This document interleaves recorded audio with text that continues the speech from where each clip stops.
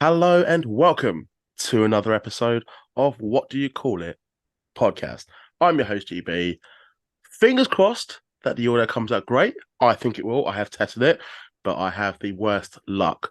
So, you know what? Let's be positive. Let's just go in this positive. I just always got the worst luck, but you know what? If I remain positive, be positive, I'm sure it's going to be a good interview, and this new mic isn't going to be shit. So, great intro for my guest. Now, this is the actual interview. Today's guest is actually one of the top referees in the British wrestling scene. That's why I've got him on here. He's officiated for 1PW, Progress, Rare Pro, TNT, many top promotions. If you're in the UK and you're a wrestling fan, you've probably seen him in the ring as the third man. Please give it up for Scott Bell. How you doing today, mate? You all good? I'm good, thank you. Thank you for the introduction. I Yeah, no appreciate problem at it. all, mate. That's all right. That's all right. Besides me moaning about the microphone, and it is what it is. I get carried away, and then I forget shut up, and then I shut up, and I'm just like, okay, let's go on. But no, I appreciate you coming on, my man. I got you on a bit earlier than scheduled, but it's all good. I don't normally get a lot of referees that come on the podcast, to be honest. So I think Mm, it's pretty cool to mix things up, yeah. get a real understanding of being a good referee in the wrestling business, and just how you got into it. But before I discuss you being a referee and your role, I'd like to know what actually made you a wrestling fan in the first place. I'm gonna assume you've always been a wrestling fan, just to double check. Yeah. I mean, I only really got into it like about 2001, like properly. It was mainly Mm-hmm. like WrestleMania 17 what got me into it back when it was on like Channel 4 and you could watch it there and Ah, watch man, Pete Channel 4 before it. But like adverts prior to during that, the pay per view. Like, oh man, I missed oh them. yeah, like when it was free and you could watch it for free, that was brilliant. But then like my granddad used to tape like old WWF superstars and I'd be watching that like Mm-hmm. sometimes when I go around. So I got my first dose of wrestling then, but mainly it's from like 2001 onwards. It's sort of dipped like when it got to like 2008, 2009. I stopped watching a little bit then. When I started up again and like now I'm refereeing and involved in wrestling, I don't watch wrestling anymore pretty much. Oh, that's fair. I can imagine that, but I uh, think you're also gonna keep up with what you're doing, as opposed to like what's going on. I don't know, CCW or Ring of Honor. It's just very hard to keep up because there's so much there's a out lot, isn't there? there. Yeah. Like, I mean, I do like sort of keep up for like highlights and stuff like that because I still like Mm. follow people on like social media and stuff. So I do see bits and bobs there, but I don't go out my way to go and watch like Raw, Yeah, SmackDown. like, in I'll the watch like entirety as well, like in full. yeah, exactly. I'll watch like matches from like the pay per views what have been on, which people have said good. Hmm. But apart from that, I don't really got away much to go watch wrestling anymore. No, that's fair. I'm quite similar to you, to be honest. A lot of highlights. I'll watch the big shows in full, but in terms of the weekly shows and Dynamite and Raw, SmackDown, and Yeah. Rampage, I don't really watch. So I just ain't got the time for that anymore.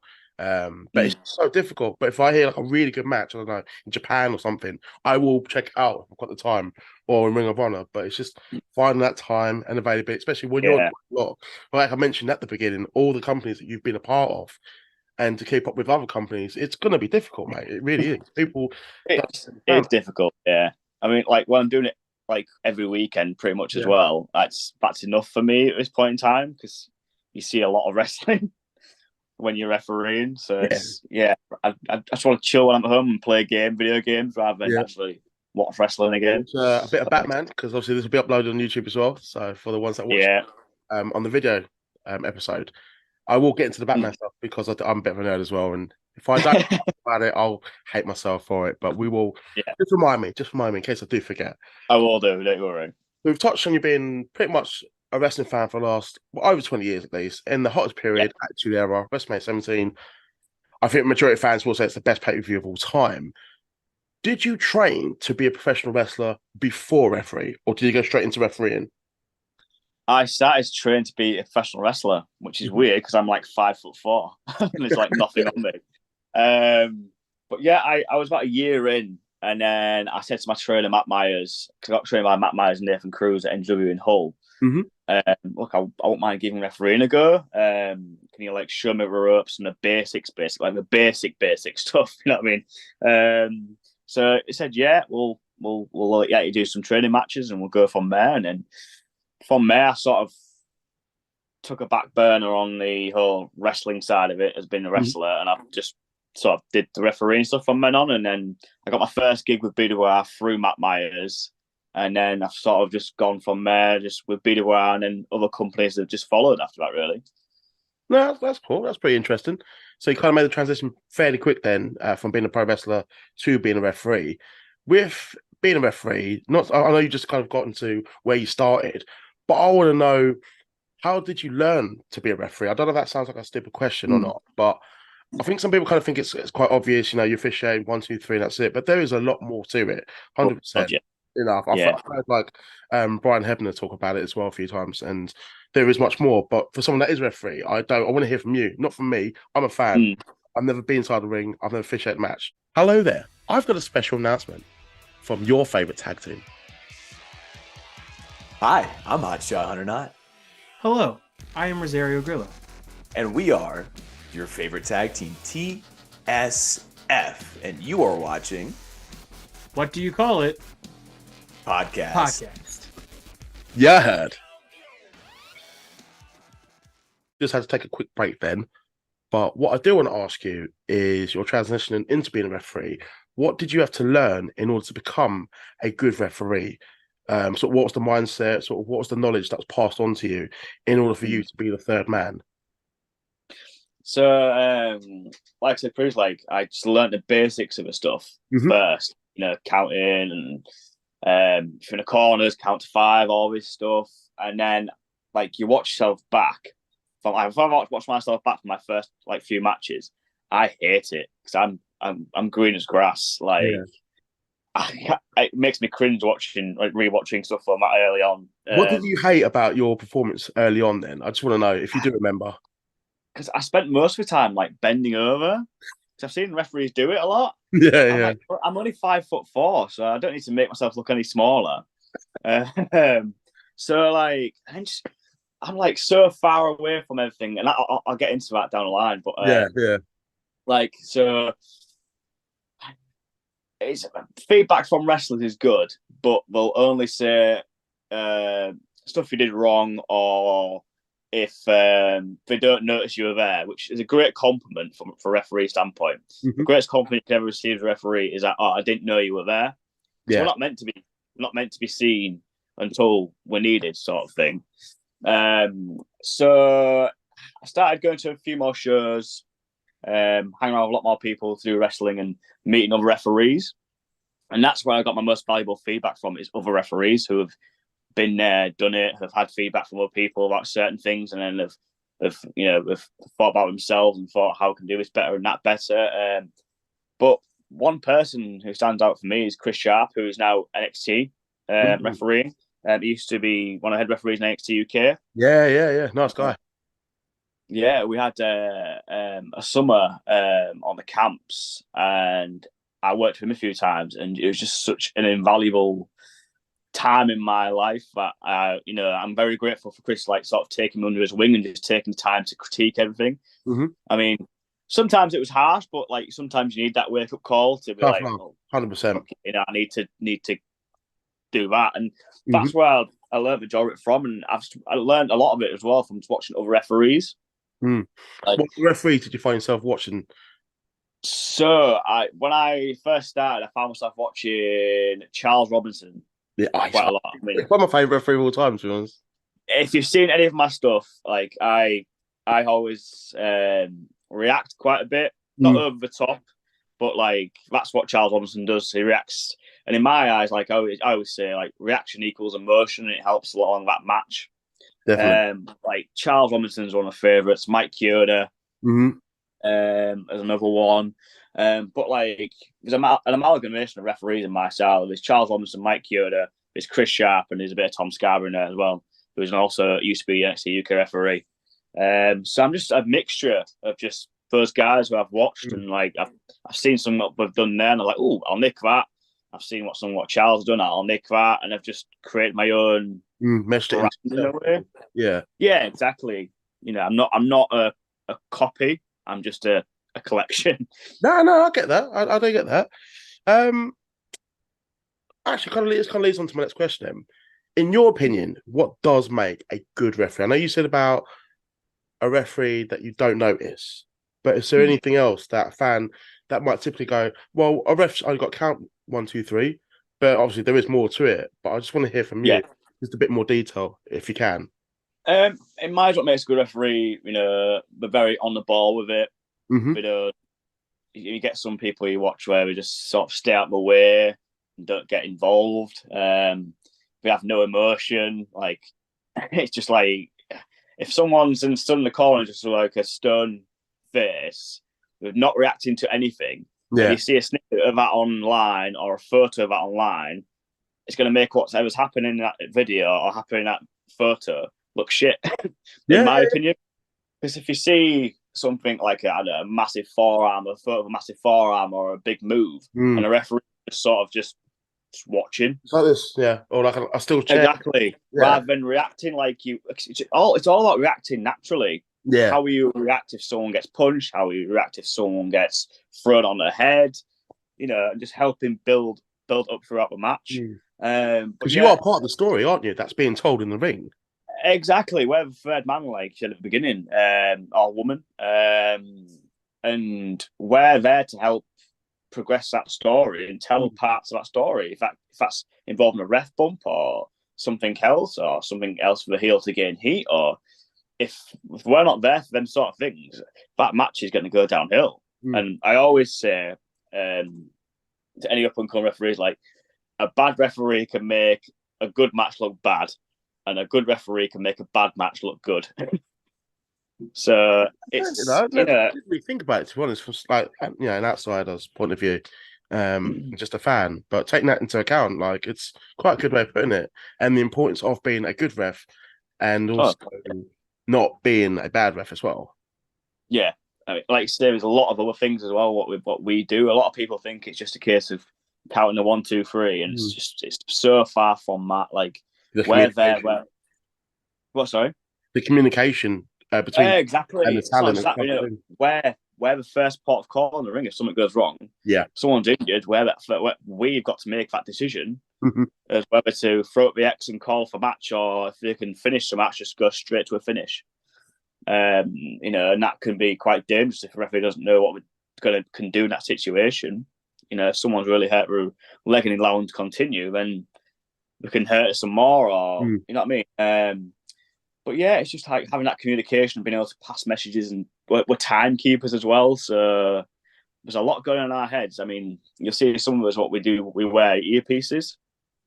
So we do get fed our times, anything else extra for during the matches or anything like that. So we've got to think on our feet, because we've got to listen through our earpieces for any communication we're getting, and continue to react and do whatever we can in the ring as well. So it's a lot going on in our heads. Can't just pause like this. Like someone did a move. Exactly.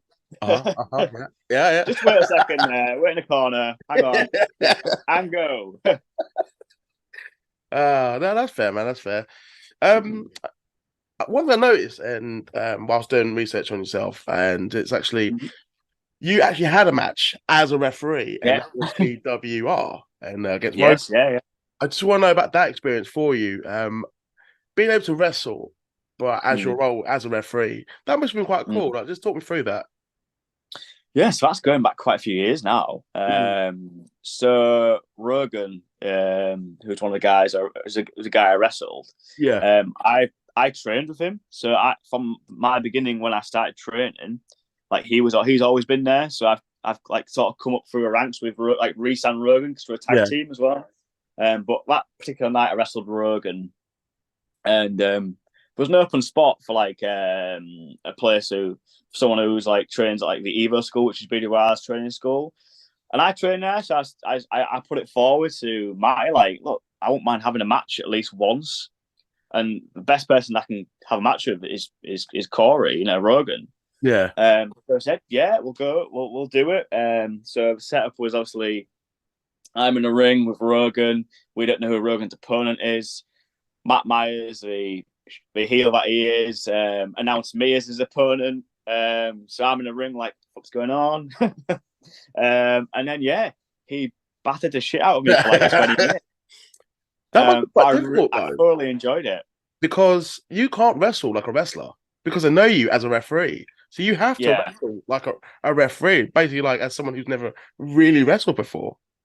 Yeah. Well, I suppose quite challenging. sort of covered that with like the fact that I'd been training at the school. Yeah. There was me popping out satellite DDTs and Yeah, super so and all that. Like, this is probably my one time I'll probably get a match. Like, I mean, I've had a few in like after that, like just in like rumbles and stuff. Yeah. But that's like my first and last full match that I've ever done. I might have more in the future. Who knows? But yeah, I was like, got to like make an impression and just show I can actually do that. I can actually do both. But you're exactly right. Like afterwards, I was like, shit, like this is gonna like haunt me from years to come. Like, because I'm referee, I'm gonna be like made of paper. Like, we know I've wrestled now and got chopped and all sorts, so now I can take it. But it was a really good experience, and the crowd were amazing, and like surprisingly, everyone was on their feet at the end of it. So I was like, quite humbled by fans that. are into it, man. I just remember like the old matches, like in the time period when you became a fan. And you see like El Hebner against like Nick Patrick and Zero. Actually, I think Nick Patrick was a wrestler, but you would have known it in the fucking match. And just watching them, just like, oh, good God. Times have changed. I at least won a referee match at one point. Like, against another referee. I think that'd be really fun. Oh, mate, but the fans fucking love that stuff though. Like when El Hebner did the old pushing spot with like stuff, fans loved it. Yeah. They're mega for it. That's why I love getting involved in matches so much. Like taking bumps, doing that sort of shit. You know what I mean? I really enjoy it. Balance with it as well, but at the same time, fans will react to it if it's done right. Oh God, yeah. If it's done right, if it's done wrong, it's it's downhill from there.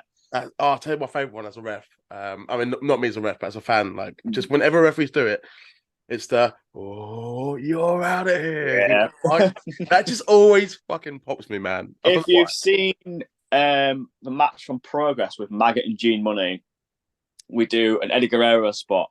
Mm-hmm. So I get bumped in the match twice. Then the other referee, Laura K, comes down, LK, and then Gene Money and Maggot of a wrestling. She gets like poked in the eye, so she's out for a little bit.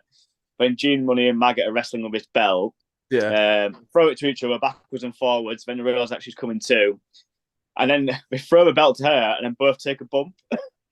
So then that's when I wake up, get in the ring, and then say like, "Did you hit them? You hit them?" And I'm like, "Oh, you're out of here." And honestly, man, it's on my TikTok and it's on social media somewhere.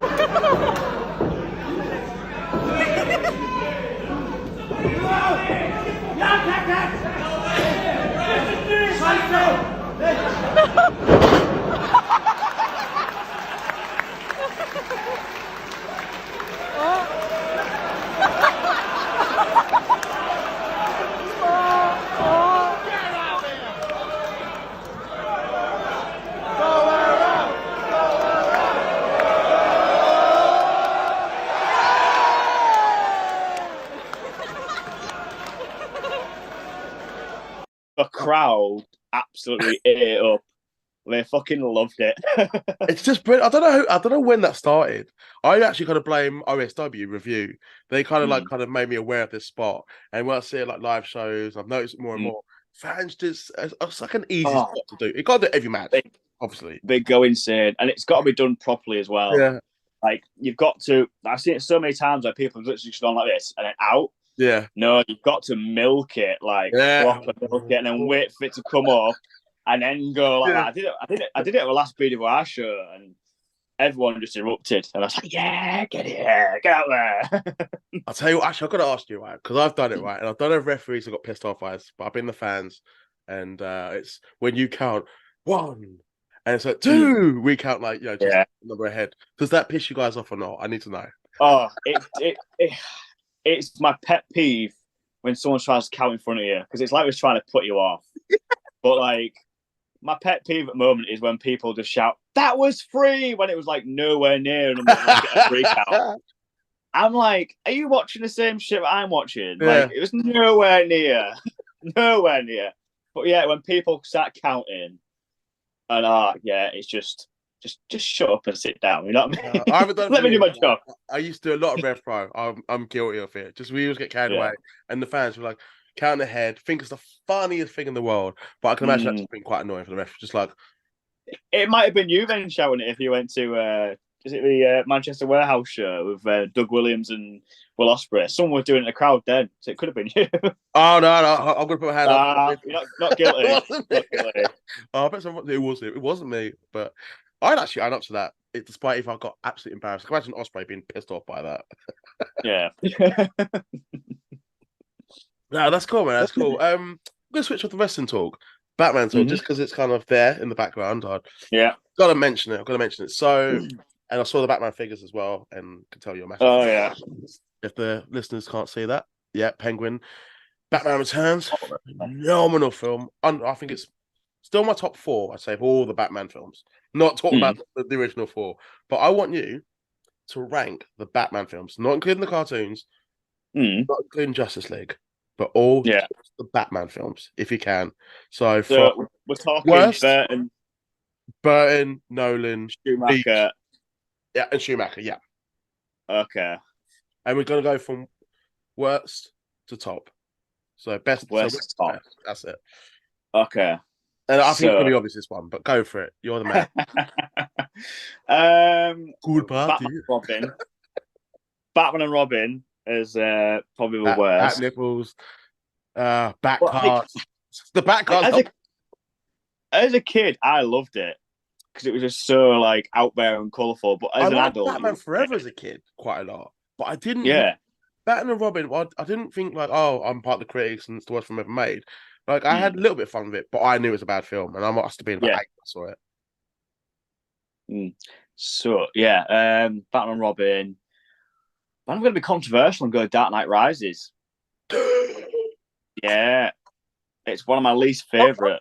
I think it's overrated. I've got a high five in the overrated thing, mate. I do think Dark Knight Rises is overrated, but I wouldn't rank it that low. But it's your list, mate. You go. Yeah, and then I'd go.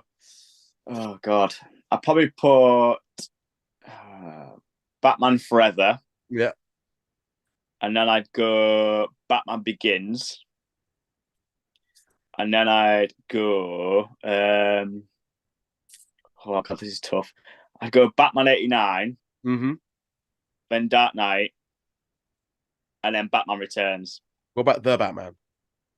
Oh, the Batman. Oh God. I bet you go worse than Dark Knight Rises. I was like, oh, Scott, you're a brave man. I'd put the Batman just before Dark Knight. Then Really? I quite like Batman. I really enjoyed it. That's a fair one. That's fair. So, all right, I'm going to try and remember the list. Okay, so we had Batman Forever. No, sorry, Batman and Robin. No, Batman and Robin. Dark Knight Rises. Didn't expect that Yeah. one. But I did high five it. I do think it's overrated. I was really gutted because Dark Knight to me is one of the best films ever made. But that's fine. And then you went Batman Forever. Yeah. You went Batman Begins.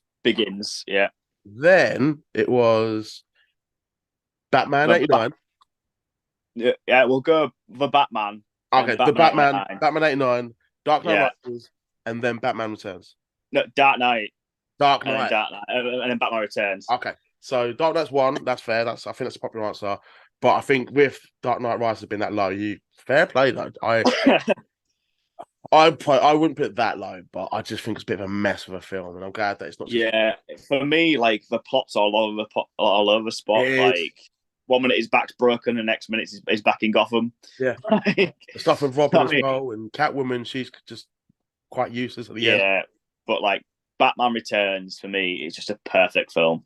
Yeah, like I watch it every Christmas. I don't care what anyone says. For me, it's a Christmas film. No, mate. If Die Hard can be a Christmas film, then Batman Returns can be a Christmas film as well. Oh God, yeah. No, like you've probably seen, like I'm a massive fan of the Burton Burton films. I've got. No, so that's what I couldn't see what they were at first. So I noticed the Catwoman tattoo, Catwoman, and then I got the Batmobile up here. That's fucking so cool. Shoulder. You can see it. That's so cool, man. You are committed. But you're glad you asked me that, mate. So it's not just been about wrestling in this show. I'm going to ask you one more Batman question. Okay. You don't have to rank them, though, because it's not actually just okay. rank. Worst and favorite Batman?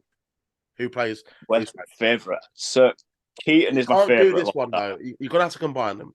But I want the best and worst Batman / Bruce Wayne. Because some people cheat. Okay. Oh God, it's so the best Batman and Bruce Wayne combined. Yes, yeah. So for me, that will probably be. It's like, well, Keaton's a really good Batman, but he's not as good as a Bruce Wayne as like Affleck. Yeah. But like, I think Christian Bale's a really good like a mixture of both. So I'll put Christian Bale up there.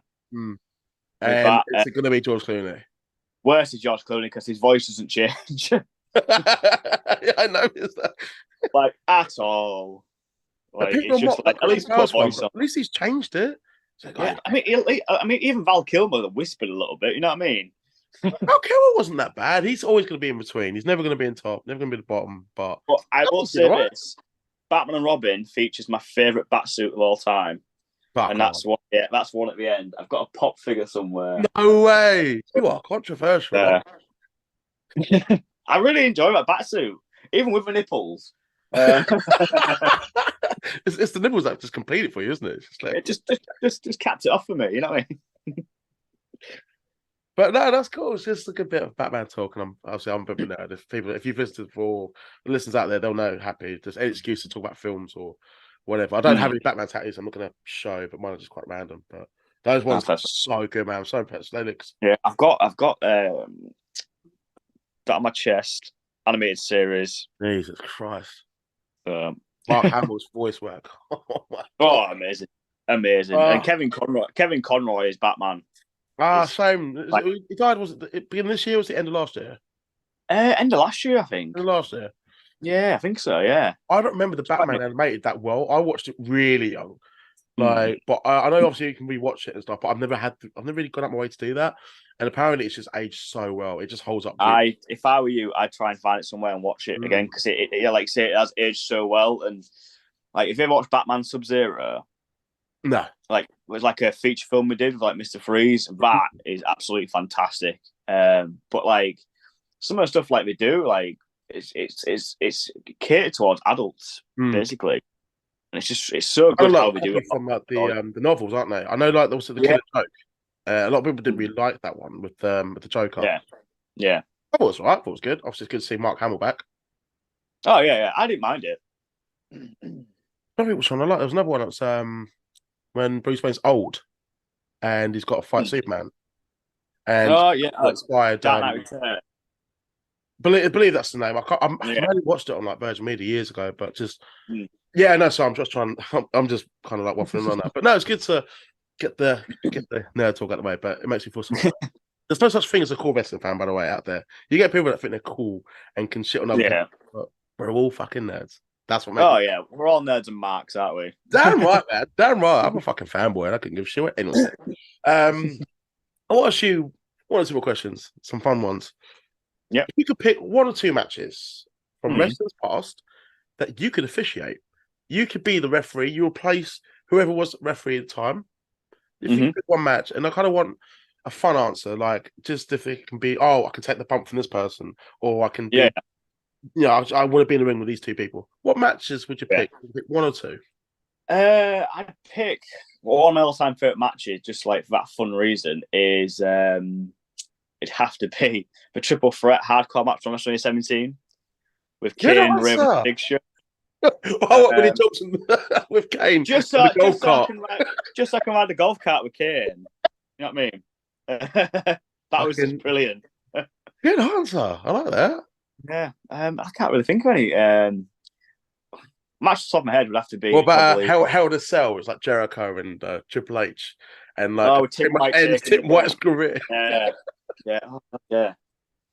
I don't know about like ones that I'd take like matches that I want to take a bump out of.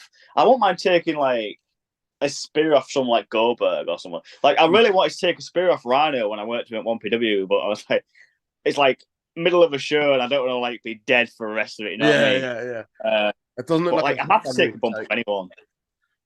You know, sorry. No, I was just saying it doesn't look like it's going to be a fun move to take. But Rhino's a big guy as well. Like God, yeah. I can imagine him being really nice though.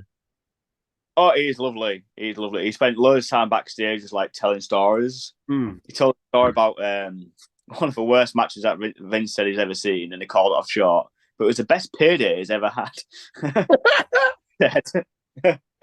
So that was with Tajiri on SmackDown, I think. On Is that the one Velocity. Vince restarted?